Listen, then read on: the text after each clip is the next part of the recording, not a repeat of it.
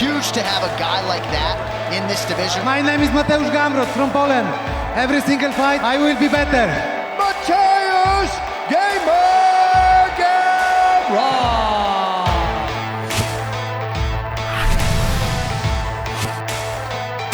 Welcome to UFC Unfiltered. Please tell me that's on video. I've never been happier. I'm made for a fucking podcast. We're dangerous. Listen to me, we're at it.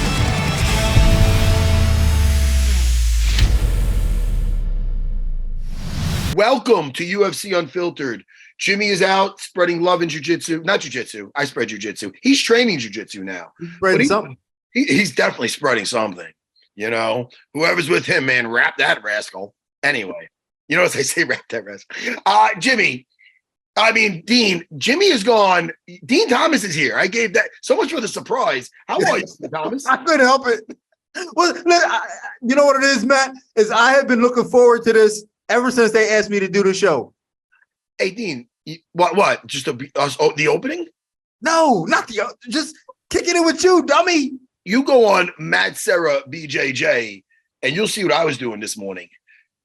Hey, dude, I had 48 people on the mat at 7 a.m. Stop. And I was literally just doing handstands. If you look on it, I go tiny. I did over 40 seconds. Just, I walk better on my hands than my feet. Listen, we got Mateusz Gamrot, who just fresh off his victory over the weekend over Rafael Fiziev. And I want to talk about him because he's such a stud.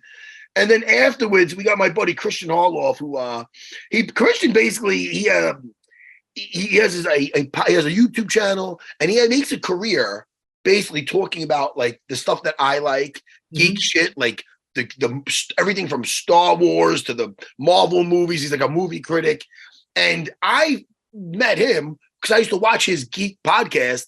And one day he mentioned my George St. Pierre fighting. Oh, we got to talk about symbiotic relationship. Yes, man. Hey, two guys having a. Speaking of, have you watched the Invincible? I did watch Invincible. It's a violent cartoon. Oh, they're bringing in Gamrot. Bring him in. We can talk this geek shit after. We got plenty of time. Mateusz, congratulations, bro.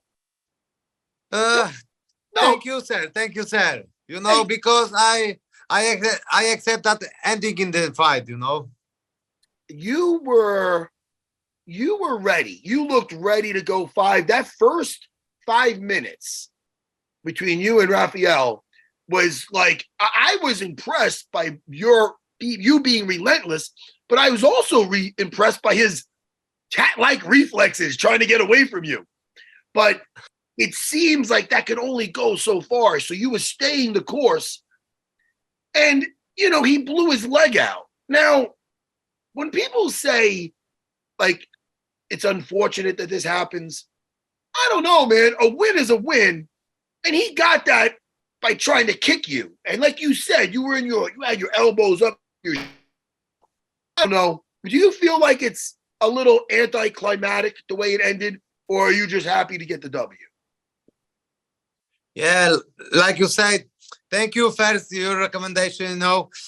I'm feeling great, and I feel great right now, you know. I am really great shape, and this fight, it would be better every single minute, you know, because the first round, I try exchange punch with Rafa, with his striker, you know, because he's the most dangerous, and I want to try a little bit, and the last second round, I feel track him down, yeah, and then I feel okay, I get it, and next another round, I start and I'm poo. Bro, I know that the fight will go like the fight of the night, or I probably finish him like round 3, 4, 5, because my plan was make him tired, and then round number 3, 4. Looking for opportunity and then put him away. So things were going as planned. He didn't surprise you. Yeah, he didn't surprise you with anything. No, he no surprised me. I was ready for everything, you know. But first round, I wanna try exchange punch, and then I go to grappler. Yeah, Now, and was bad situation. You know, I am very sorry about this happen. You know, because those bad things. But what I can say right now, when it seems like you won, I looking for a new challenge right now. You know, I am fresh. I am hungry. I am ready to go. Your striking looked very much improved from the last time we've seen you. Is there anything that you did in particular for this fight, or is that just part of your progress as a fighter? I think maybe both, but because first thing is my last fight, when I take short notice, my conditioning was zero. My stamina, I don't have nothing, because then my striking looking close like treble. But right now, my conditioning is crazy. I can fight 5 rounds, 7 rounds, 10 rounds, and then I can move like put more punches, you know, more straight. But this fight, I wanna try a little bit exchange punch with Rafa, you know, because he's really dangerous, and I see what I am in this in the feet, you know. hey, let me ask you. You were wrestling since you're like 10 years old, correct? Yeah. Like now in sport, I am 20 years. How popular is the wrestling in Poland? Is it as because you hear about it popular, you know, in Dagestan and Russia, but in Poland, is it very popular? Not too much, because he's not popular because nobody played this in the internet, TV, never, you know. This is Olympic game sport in Poland. We have really good wrestlers, but it's not popular, you know. I know it's popular in Poland. Jiu-jitsu. I remember in 2009, I went to Poland. In 2009, I went to Poland and competed in the World Grappling Championships, and I was surprised. I was impressed by the level of jiu-jitsu that the Polish people had back in 2009. Oh yeah, of course, you are right now because wrestling so, but jiu-jitsu, the high level. I think like really high level, like Brazilian, the best in the world. Yeah, like Russia, really good. USA, good. And Poland, I think, is number 3 or 5 in the world, like the jiu-jitsu, you know, really high level. I right now in my fight in UFC, I don't show my jiu-jitsu because I don't have opportunities, you know. But if I catch guys from jiu-jitsu who wanna roll with me in the ground, this is gonna be crazy. Marcin Held was a beast. Huh? Marcin Held? Marcin Held? He was a beast. Beast, leg lock guy, really good guy, of course. Now let me ask you: in middle school, you moved to a boarding school in middle school just to train freestyle wrestling. Is that right? I started when I was in school, but in Poland we don't have wrestling in the school like the WF, you know. We need to go to after school to different gym and train wrestling. But when I was in wrestler in high school and middle school. In high school and middle school. All right. Now, when did you start messing with throwing your hands? When did you start with the striking? When I started in MMA games. So this was like 10 years ago, 8 years ago, yeah. And how did you take to that? Was it okay in the beginning? Were you a little gun shy and looking away or you were ready for it?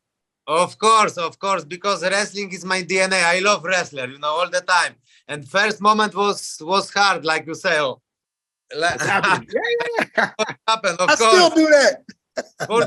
For sometimes these days I have like some things like that, you know, but guard and then I looking for legs. Yeah. Yeah.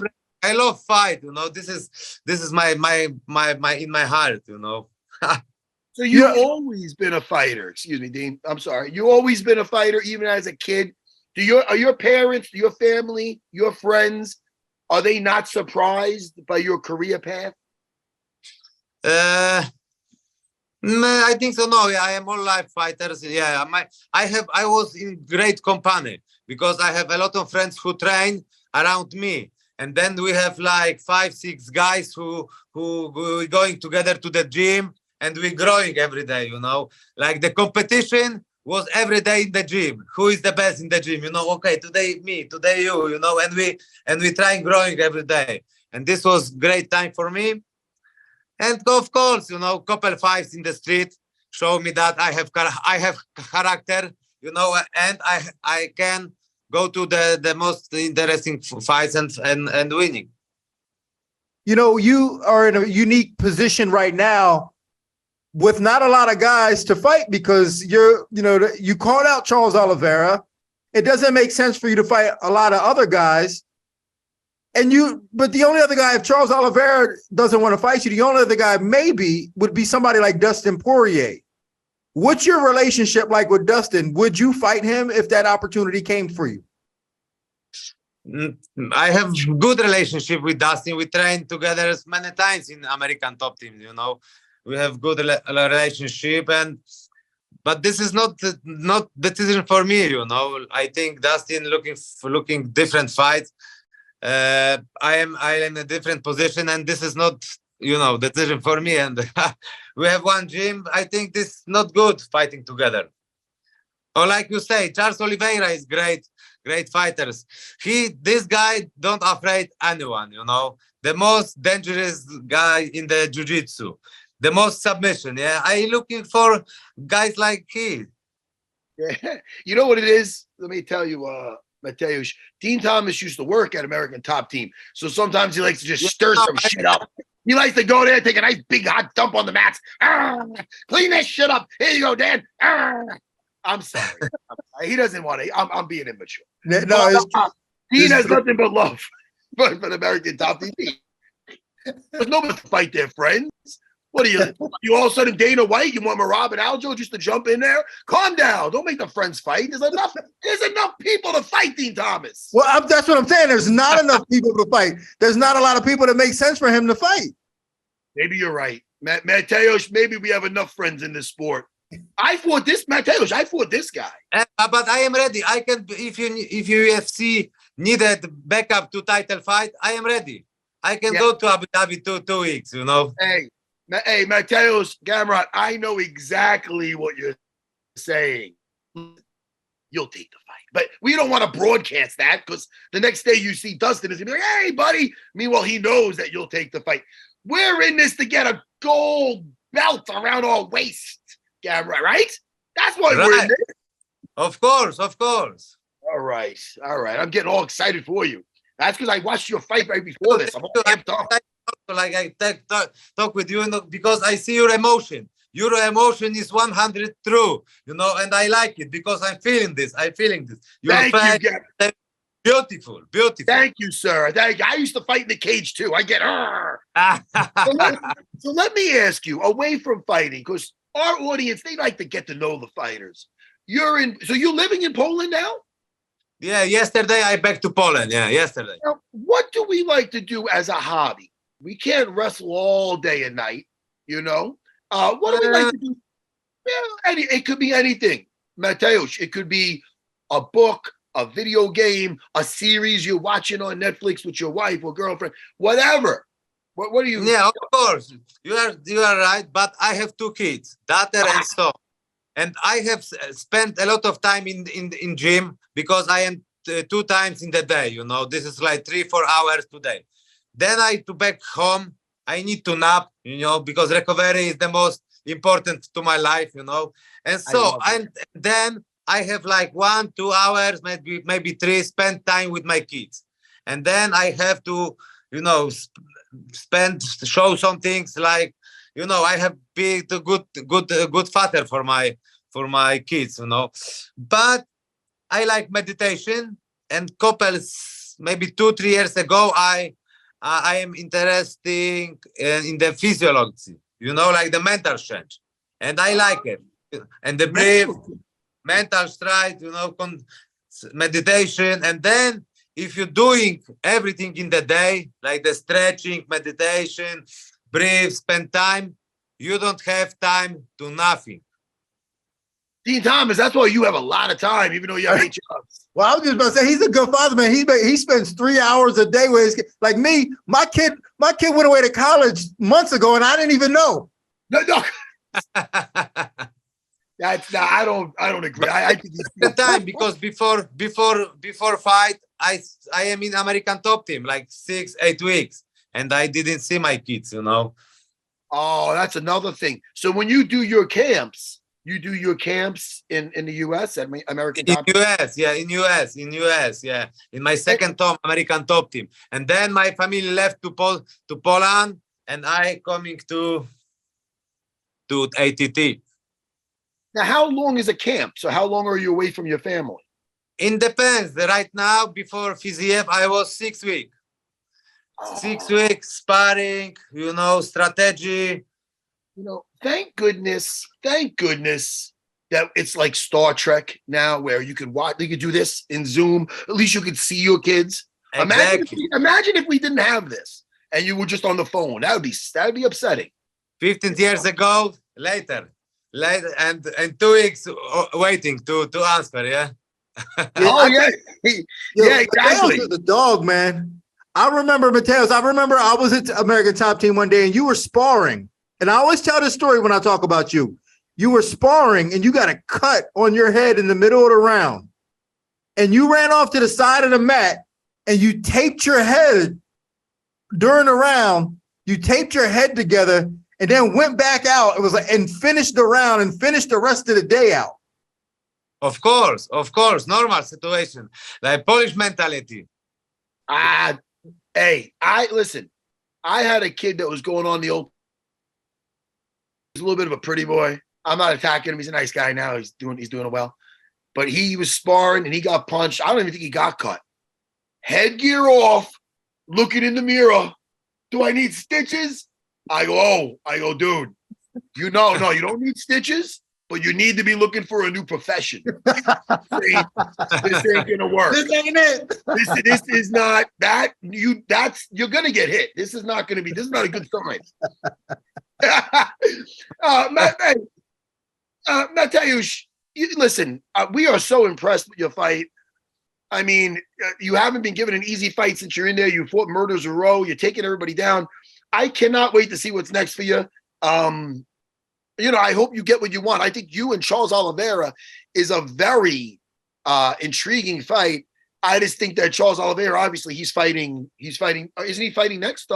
He's fighting Islam. Yeah. I mean, So 3 weeks with Islam, yeah. Do you think he's a little offended though that you already said that he was going to lose? No. I wanna challenge myself against this guy. Doesn't matter, lose, win. I wish all the best, you know. I wanna fight with the best guys in the world, you know. But can't be right now. Charles can't be some one. For me, I would like guy who is higher than me in the ranking, you know. I'm maybe like top 5. I can now in upcoming very interesting matchups, you know, like Arman versus Dariush, yeah, Islam right now, and who more, and we'll see what show the next year, who is available, who won, who know, you know. I am ready. I want to fight. I want to be active, you know. I can't wait to next challenge. And the one thing, you and Charles Oliveira, I have to say, a lot of guys are afraid to go to the floor with him. I don't see you being that guy. So you're talking about your jiu-jitsu skill. That's the fight that I believe we'll get to see it. I wanna come to Charles Oliveira to ground. No problem. If faster, better to me. Let's go. I like it. Hey, the great Mateusz Gamrot, thank you so much for hanging out with us, man. And congrats, Warrior. Congrats. Thank you so much. Really appreciate that you invite me to your podcast. Great work. Beautiful. Thank you so much. I'm chilling. I am fun. So much fun, man. Congrats again, man. We'll talk to you soon. Of course. Thank you. All right. Take care, Warrior. Peace.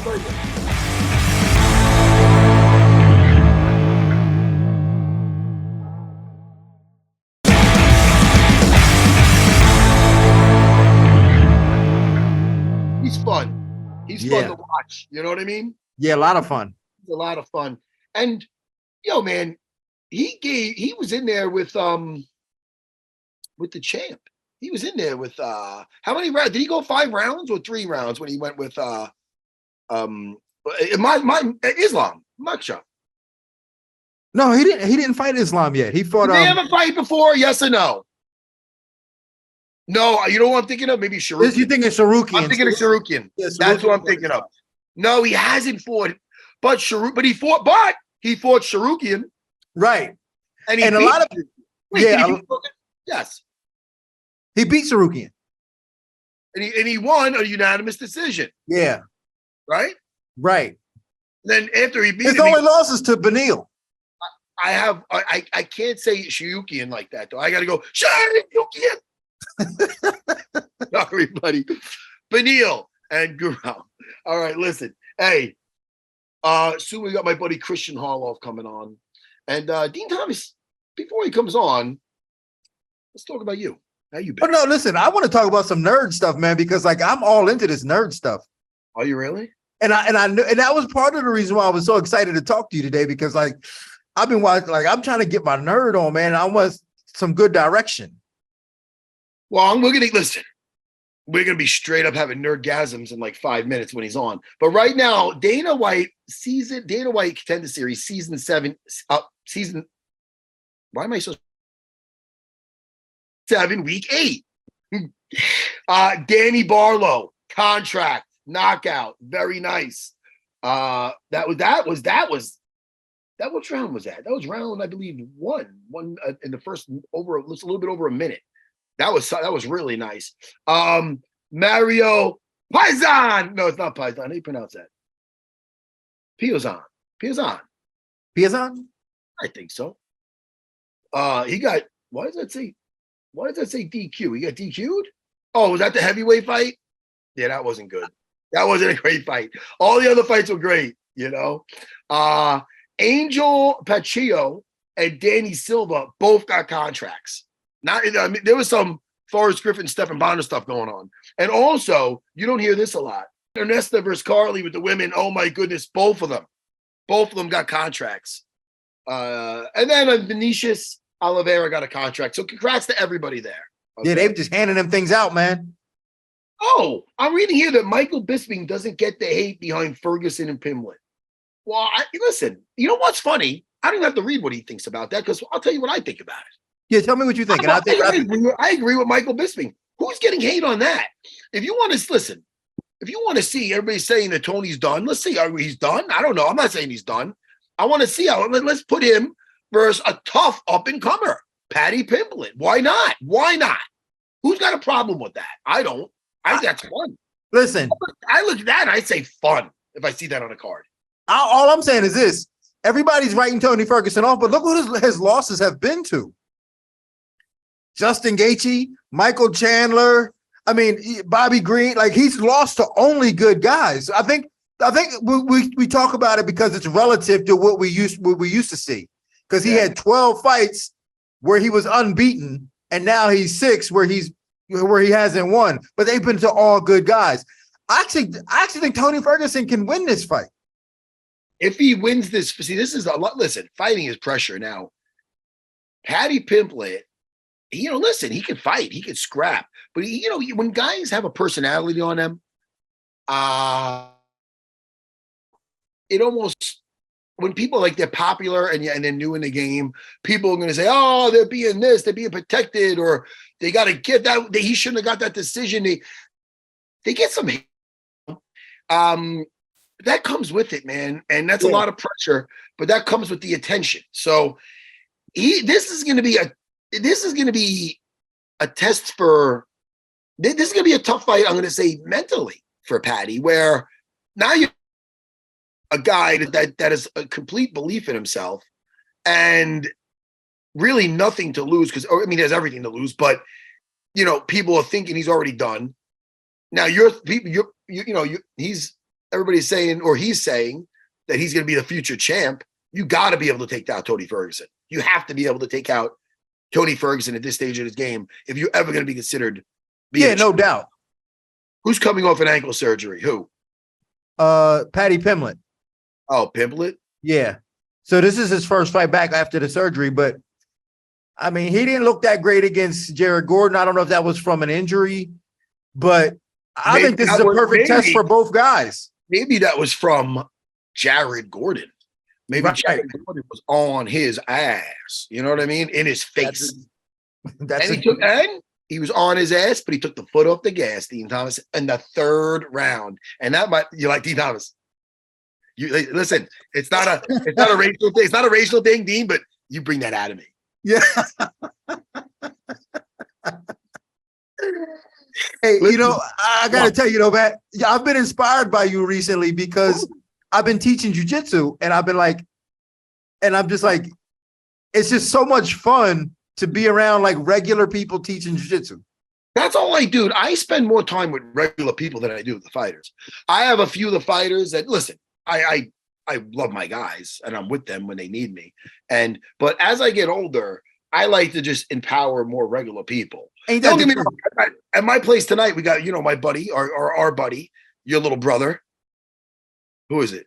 Aljo? Oh no, the other one, Marcus. Young Marcus. Yeah, Young Marcus. And then we got Tommy DeGennaro, he's a wrestling kid. And he's like he's a full-time coach at my school now. And he teaches the wrestling. He's such a good kid. And they call him Beethoven. I call him Tommy. But the thing with the Beethoven, he has the shirts made up, is because he's kind of like he's mostly deaf. Like he's not totally deaf at all, but he wears the hearing aids and stuff. So he leans into it. He calls himself Beethoven. So it's hysterical. So I have those guys sparring tonight. So me and my buddy Carol Colombo, who's the striking coach, she's your biggest fan. We got a little thing at my school, and obviously the whole together with us and Sarah Longo over at Law, we got our thing. But it's all in fun. It's just fun. Yeah.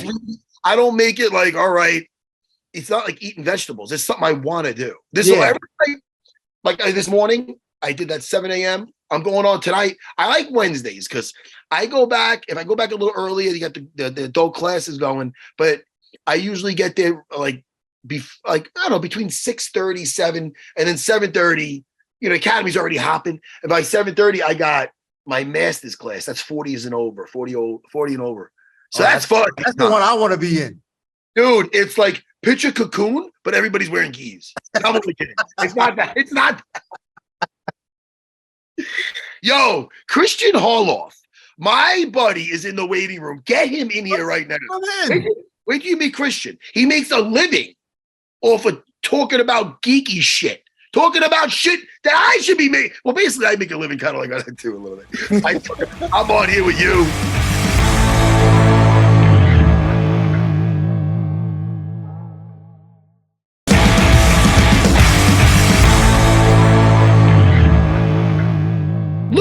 Hey, Kristian, stop looking. Could you? Oh, I'm sorry. We don't hate to interrupt you. We gotta. Are you with us now? Come on, buddy. I didn't know what was going on right now. It's bad enough that your what is it? Your studio is putting us to shit. I know. Look at that. Whose fault is that? Din, what's up, man? I'm a big fan. Oh, thank you very much, man. I hope you're doing well. Same. Let me explain to everybody. Now, first of all, the people that like me, besides the fighting, they know I'm into like the geeky shit. They're gonna know who this man is. Now, I want to explain. Now, Kristian Harloff, I became friends with Kristian, and Kristian, maybe you can help me with this. If I remember correctly, everybody knows I'm into the Star Wars shit. I'm into the Marvel movies, the DC movie cartoons, the Flashpoint Paradox cartoon, way better than the movie. But anyway, the point is this. I was watching Kristian, one of his shows. It used to be called something different. Now he's got the Big Thing podcast. And he's basically, Dean Thomas, this guy makes a living. Movie reviews. He's just talking about movies and geeky stuff. And I'm one of the guys watching his show. And then at some point, my GSP fight got brought up. The first one, the better one. And his name, he brought up my name. And I go, oh, he likes me. And I reached out to him. Is that how it went down? Or more or less, yeah. No, more or less. So as you say, and now I'm able to make my living doing this. I used to make my living betting on UFC. And one of the things that I did was I was watching The Ultimate Fighter and I watched your season and I said, dude, and you had great odds that day. And I said, man, I'm telling you, you look at this guy. I don't think GSP is taking this guy serious. I just don't. And I think Matt's coming in there, and you're in. I mean, you tell me, but it seemed like you were in the best shape of your career at that point. And when you came in, I was like, look, he's throwing. This guy's not even known for striking, and he's throwing bombs. And I was able to make a lot of money off that fight. Oh my God. I mentioned it on that show that you're talking about, and you're also, you're a New York guy like myself, so I was always.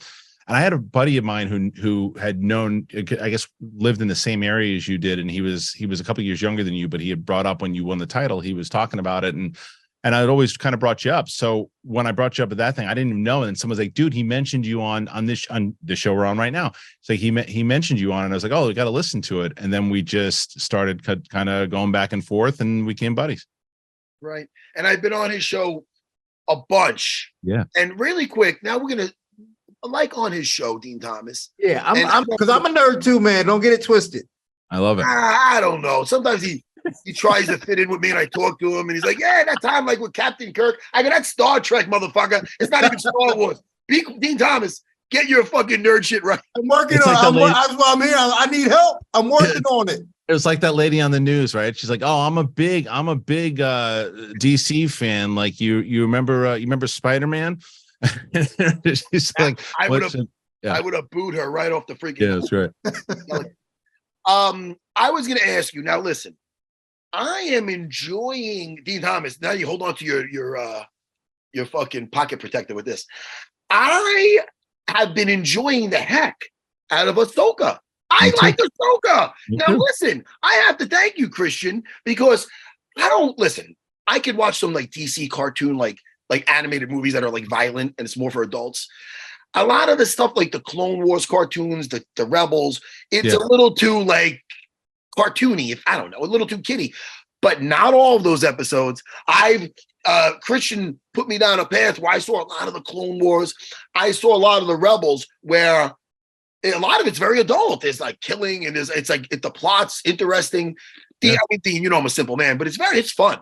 So this show, Ahsoka, to me, I feel it's just a continuation of that cartoon, Rebels, but in live action. I mean, would you make that?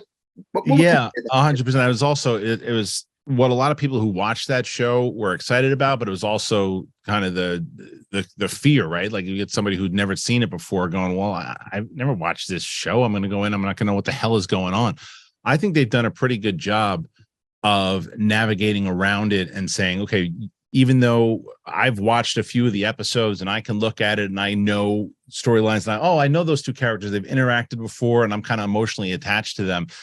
I don't think that it'll lose you if you watch it. You're going, okay, it's in the same way that I always bring up is in episode 4. The first time you saw the first Star Wars ever and Obi-Wan's talking to Luke about the Clone Wars and all this stuff. You don't know what the hell he's talking about, but it sounded cool.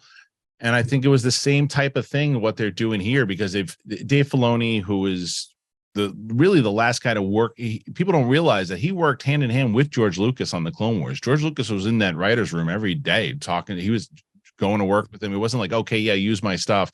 He was writing and teaching. He's essentially he was Yoda. He was Yoda to Filoni, and Filoni has now taken all his philosophies, and I think you can see them in this show. Like Dean calls Andor, but what's that? Andor. What about Andor? Andor was fucking awesome. Andor was not. There's no lightsabers. There's no. Yeah, but it moved kind of slow to me. No. Well, that was the thing. I think that then there's a difference between like slow and boring, right? Like slow. I mean, I don't mind slow if the writing's really good. And to me, when you really invest in it from the beginning of it, and you look at it doesn't have that. Look, you compare Ahsoka, which is fast moving like this, and you get Ahsoka is more kind of a drawn out. I should not Ahsoka, excuse me. Andor is more of a drawn out political thriller. Right. And that's what Tony Gilroy does well, and not everybody loves that. However, it is one of the most highly the critics love it. People who, to me, it's the best written Star Wars stuff since Empire, and I love Ahsoka, but to me, it's just really, really well written. Well, I mean, Rogue One was amazing, also that movie. Sure, but that went through 75,000 like rewrites and like when you look, I just did this video recently. I put a short out about. I still, as much as we're talking about, loving Ahsoka and Andor, I think the Lucasfilms shambles right now. I think it's a complete mess over there. And I think that you look at, they've had two directors that they've hired from the start that actually have finished movies. They've hired J.J. Abrams. He finished The Force Awakens. They hired your boy Ryan Johnson. Man. How dare you? How dare you? That son of a bitch. Oh, my Alexa, don't look up Ryan Johnson, Alexa. Shut up. So those are the only two. The rest, there's like 12 to 13 directors or writers that were hired and then never finished a movie. It's like it's insane how all these different things. And one of those is Gareth Edwards, the guy who's coming out with Creator, that's coming out this weekend. That movie, that director started, and then Tony Gilroy, who did Andor, was essentially brought in to replace him with all these different things. So it's crazy. Well, Andor, I mean, there's some scenes in that were very powerful in that. And that's what sometimes I'll like a show or even a movie for certain scenes that is so powerful, yet I don't like the overall thing. But that's not true with this. I did like everything. I can see where you're saying, Dean, where it's a little more talky, but but the characters were really, really good. And like in the very beginning, when he realized he killed the one officer, and the other officer at first was like, "What'd you do?" And then all of a sudden you see him like, "Hey," he knew what was going to happen. So that kind of moment is a reason enough to just like make me love that series. But it had a Blade Runner feel to it when it started out too. 100%. Yes, Blade Runner. Yes, that's what it felt like. Something. It felt a little darker than your normal Star Wars, which I love. But back to Ahsoka. This is my one problem here. Here we go. Mm-hmm. I love that. What's his name? The Lost Jedi, the one who was they just found Ezra. Ezra Bridges, right? Yeah, Bridger. Ezra Bridger. He was the star of Rebels, the cartoon. Yeah. And at the end of that series, he got lost in space with the bad guy, Thrawn, and now they finally find him. The live action. I got no problem with the actor playing him. He looks pretty cool. Yeah. I just watched the last episode. Last night's? Yes. Yeah. You got something against holding a lightsaber, Ezra? Dude, it drove me nuts. Something against being a badass? It drove me nuts. What are you, half of a hippie now hanging out with the turtle people? Are you half of a hippie now hanging out with the turtle people with the slingshots? You should have been found by sand people. You should have been found with people with nuts. He got clipped. His nuts got clipped. Listen, I'm a father. I'm a father of 3 strong daughters. I understand. I get it. I want Ahsoka to kick ass with double lightsabers. I want Sabine. What's her name? Sabine. I want Sabine she's half Mandalorian. She's got sometimes she rocks a lightsaber too. Awesome. The girls are badass. Throw Ezra a bone. Throw Bridger a bone. Give him. All right, here, do your thing with the saw. Ready? They're surrounded. And one badass, half a Sith's got a lightsaber. They got a bunch of guys around them. Sabine's down. Sabine's got her guns ready. She's like, here, do your thing with lightsaber. The Force is all I need. You take that. I gave that to you. Really? Really now? Asshole. It drove me crazy. It was, I will say I love the episode. That part, I actually did put my spoiler out this morning, and I essentially said exactly the same thing you did. It was like, here he is with this thing. And if you watched Rebels, the guy was just so excited to make his first saber. It got broken. He made a second one. He's very proud of it. He gave it away to Sabine, sure. But then he goes, okay, listen, we got everyone surrounding us now. And she's like, now it would have one thing if she was like, I don't have a weapon. And he's like, don't worry about it. I can use the Force. I'm cool. Take the weapon. We're good. That's fine. But she's like, no, I got 2 blasters. You're all right. I don't really know how to use this thing. I tried once and I got stabbed in the chest and lived, but I'm good. Use the saber, because Obi-Wan said the same thing. It is the weapon of a Jedi Knight. It's like, well, then use it. And it drove me nuts that he didn't use it. People were going, well, he doesn't need to use it to be a Jedi. Sure, fine, but he's got it. It's there. It's not like he doesn't have one. He's tossing people around the Force and the turtle people stuff. This dude, like Obi-Wan, when he was on Tatooine, this dude found out where the local pizza shops were. He knew where to go in Tatooine. He knew where to hang out. He was living there for years. He went to the beaches. He knew what to do. This guy has been hanging around with turtle people. What's he doing? Jerking off into socks? He's got nothing. got nothing. And I was just not happy with that because, look, man, I know nowadays they're afraid of giving a guy too much power. They think it's top. Yeah. Oh, man, how about this? Make him a badass with good morals, like myself and Dean Thomas. Well, is that why you didn't like Rings of Power? Because you said that the girl had so much power? Yeah, well, they made what's her name? Gwenadil. Who's the Yeah. Oh, right. Yeah, like if you watch Lord of the Rings, Yeah. she was a nice. I don't know what she was back in the day, but in that she was like a nice, like a kind of a hippie, like very like a mystical type, like Lady of the Woods. And Right. now, Yeah, hold on, guy elves, I got this. Yeah, she was mean. You know? She's beating up everybody's ass, and she's surrounded by how many people, and then she's just beating them all up. It's just like, it's just like, man, give me the days of Sigourney Weaver, fucking from Aliens, Linda Hamilton. Let's go. I'm for it. I like. How about this? How they could have fixed this last Ahsoka thing? Give him the lightsaber, and if you want, if they have him kick ass, but still, you want Ahsoka. Obviously, she came in to save the day. Do it, but have them all kicking ass. Right. Why does look, they always gotta make the guy a bumbling, like, whatever? They make him like he's doing force Tai Chi. Get out of here. I do think that he was.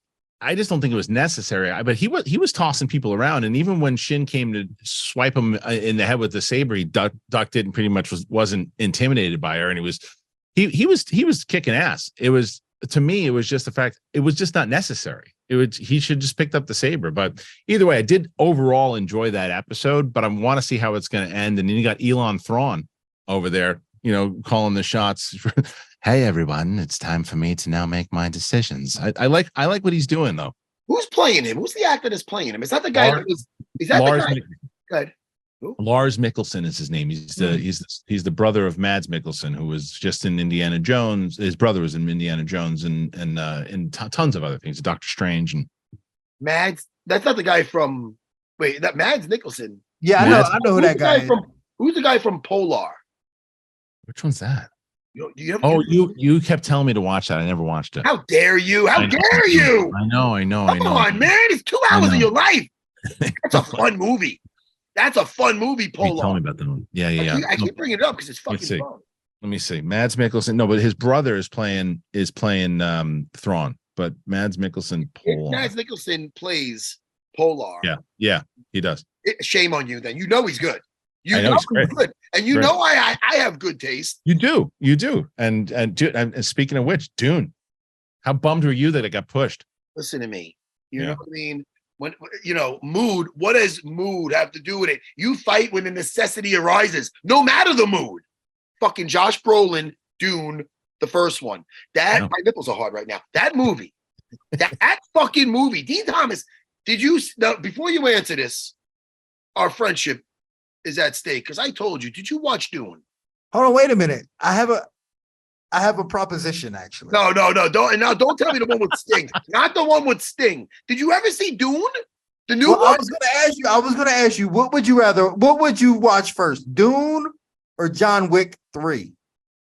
Now you're being a wise ass. Are you being a wise guy? No, so Dune,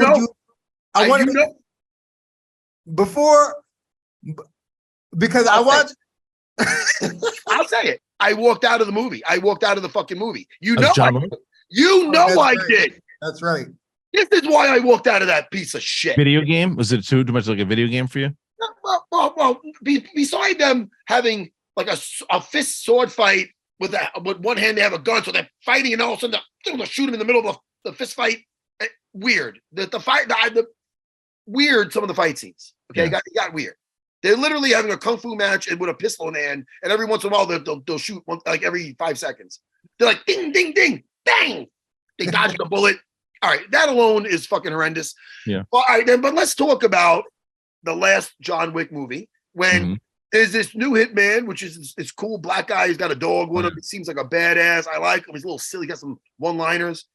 Now they want to see if he's serious, right?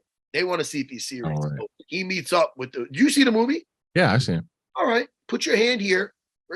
I put that fucking knife in his hand. Now he goes, look, you want this job. I don't know how the analogy was basically you're taking that.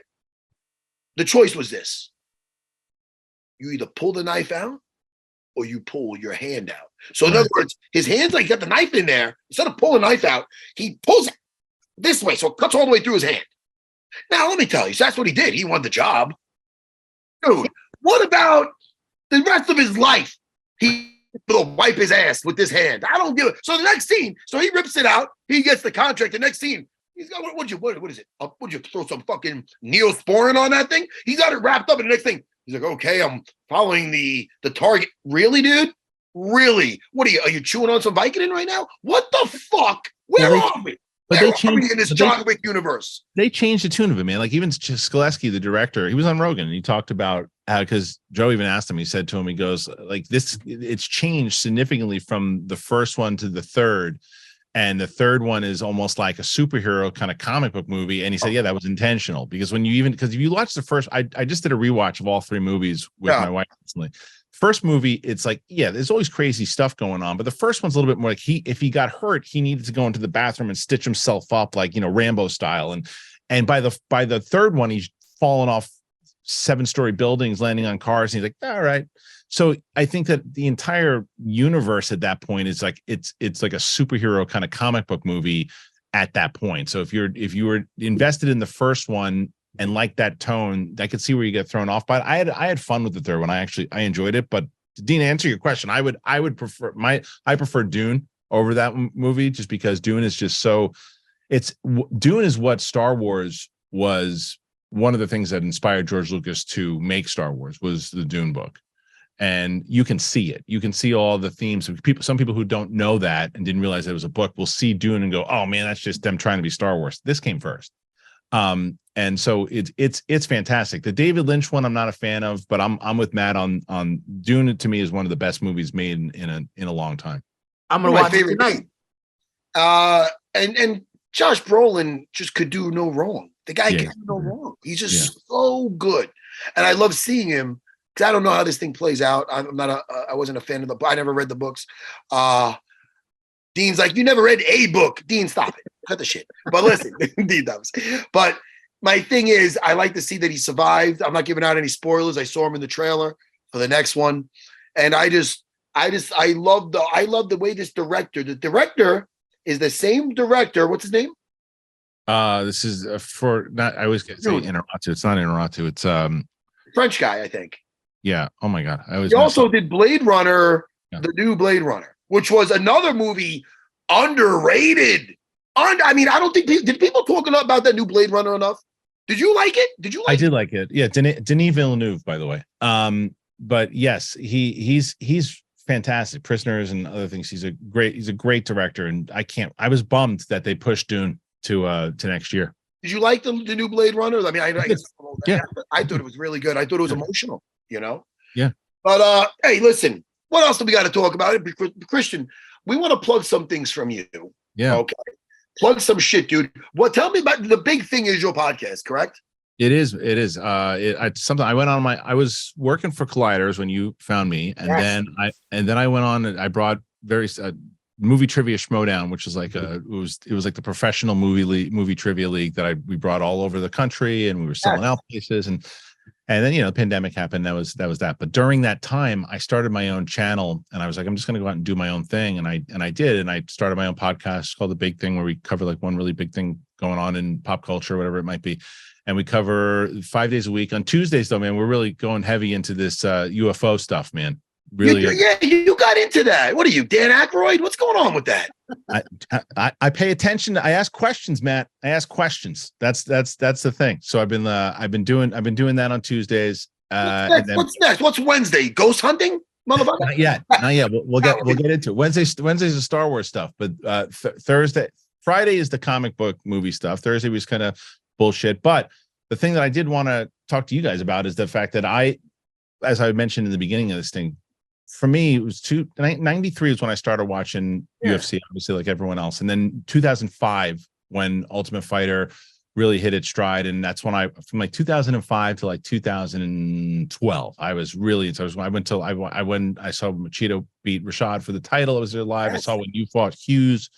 I was there, and you won that fight, by the way. I love it. I went to. I mean, I'd seen so many different fights, and then life happened, and my I just didn't follow it as much. Who should I be if I wanted to get back into it? Who should I really be following? Which fighter should I really be following and watching to get me kind of back in the swing of things? Well, we just had Mateusz Gamrot on, who won over the weekend. But listen, if you ask me, I'm going to name all my guys. You ask Dean, he's going to name all his guys. Not only. Yeah, makes sense. I mean, Marab, Aljo, Sterling. I'm naming all my fighters. I'm being a prick. But listen, you watch any of the fights, any ones that are coming up. I'm telling you right now, I don't remember a bad card, dude. Just Yeah. You know, I mean, I'll tell you. Let's see. When is the next one coming up? What's next? Is it next week? Do we have something coming up this weekend? It's not this weekend. It's the weekend after, I think. We have no, but we don't. All right, but then we did have some fights coming up, though. You know, Yeah. I know you got to get out in a second, Dean, but we do have, for instance, Yuri Prohaska is going versus Alex Pereira for the vacant. What is it? The middle light heavyweight title, right? Yeah, light heavyweight. That's December 16th, right? That is in New York. And also, really? you know, Matt Favola is going to be on that card. Kevin Gastelum versus Sean Brady. Gastelum's dropping the 170. Yeah. We got I excited. tell you what, there's a lot of good fights coming up. That Abu Dhabi card is going to be sick. It is. And also, we talked about earlier. Yeah. Oh, shit. And December 16th is going to be in Las Vegas. Is Leon Edwards versus Colby Covington. Okay. So, hey, man, dude. Yeah. I'll text you, Kristian, when to watch. Please do. Again, and also the Schmodown. How do they? No, we're not. That one's not running anymore. We that stopped last year. I do have, like, if you want to check out all the old matches, that's up. But for me, if you just go to Kristian Harloff channel, and I've got all my stuff. I do, like, out of the theater reactions. I do reviews. I have, like, all those things. I got shorts and all that. I have interviews. We had Diego Luna from Andor on the show. We had Katie Sacco from The Mandalorian on the show. I visit you, and I like the comedian who's always on there with you. What's his name again? The comedian with Brett Sheridan, and Roxy too. Oh yeah. They're great. Shout out to Roxy too. What's her name? Roxy Stryer.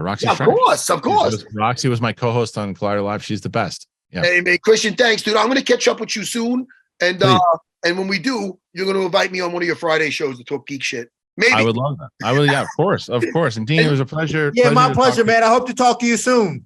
Please. All right. The great Kristian Harloff. Later, brother. Thanks for coming on. Later. Thank you, guys. Take care, homie.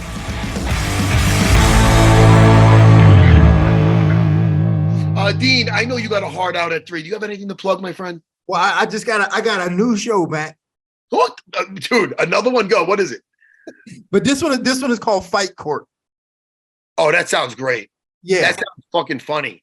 It is I want to be on it. I don't know what. Quick, give us a premise. What is it? Okay, so we pretend like we're in a courtroom and we debate over fight issues. Well, listen to me. I want to be on because you know I am the master beta. Yeah, I'm gonna have you come on and make a special guest appearance. I would love to debate anything about being silly, and it's silly. It's silly. It's not. We don't take it serious. It's very silly. Dean, silly is my middle name. Anything else you want to plug? Where can we watch that show? Oh, it's on YouTube. So just look up Fight Court. Dean Thomas is on YouTube. We just came out 2 episodes down. It's hilarious. Make sure y'all check that out. I want to be on one soon. All right. Yeah, Dean, hey, thanks for jumping on. Thanks for jumping on with me, brother. All right, my man. We'll talk soon. Dean Thomas. Goodbye, Peace. Unfiltered Army. Goodbye. We out.